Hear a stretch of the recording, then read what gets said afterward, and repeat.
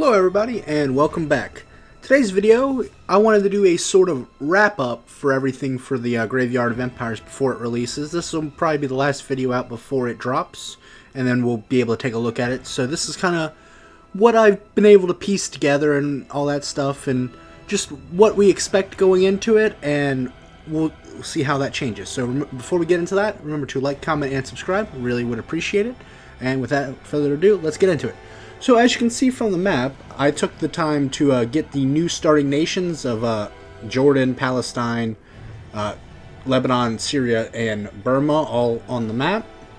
And then I also have Pakistan, because what I did was I went through and took a look at like the starting cores for a lot of these nations, like the amount they have right now, just so we could have a comparison when it releases. Because while they have shown like the cores for the Raj and Iran, like the new states out, I don't really, like, they didn't show them for Afghanistan or Iraq, like, kind of like for partial. I'll try to flash up the pictures while I'm going over this, but as a result, I don't really have a final tally, plus we don't know which ones are cores of the British Raj and which ones aren't all together and all that, so I thought we'd save that part for when the DLC drops. But right now we have 3 starting states for Iraq, 12 for Iran, 2 for Afghanistan, 19 owned cores for the Raj, with the two Goa and I don't know what this is called, French India.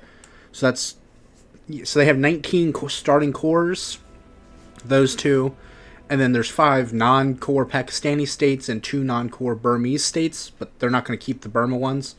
We saw that Burma's getting more states, but I didn't feel like counting it if I'm not going to count the others, so we'll do that when the DLC drops in a couple days. But it was just a little bit interesting thing, so I did all that. Then I also went through and looked at, like, we have Palestine and Jordan, which both have 1 core each, and they're going to keep 1 core, because I'll try to flash it on screen. They already showed, and like it didn't look like they have any other cores, which makes sense. Then we have Syria, which has 4 starting cores, but loses 1. So we'll see if that stays the way it is. If not, same with Lebanon. Lebanon probably only will have the 1 that it still has, but we'll see. Syria might be the one that's broken up, because we know Burma's getting broken up. So Syria might be, it might not be, we don't really know. Kurdistan has 9 starting cores and 1 claim right now. And from what I've seen of Iran, and that it's going to be kind of split up a little bit, so we'll see if that changes the number or what that changes. We also have like Azerbaijan, which has these 2. I know that I've already seen this region has been split up, so we'll see how many Azerbaijan starts with and what its borders looks like with like starting cores. And then I also got the number of Turkey, Egypt, Saudi Arabia. They're not really important, but I just wrote them down just so in case they change, we can actually compare before and after. But that's probably, they might change, they might not, because we know that Yemen is getting an extra one, because this the Aden, like these 2 provinces right here are going to be a state. I guess it's 1 province. But it's going to be a state, and this will be a state over here, so Yemen's getting an extra run. I got Saudi Arabia written down in case it gets extra states, because considering a lot of the formables and like expansion is going to be in this region, and with Turkey and stuff, they might get more cores. We know Pakistan's getting more cores.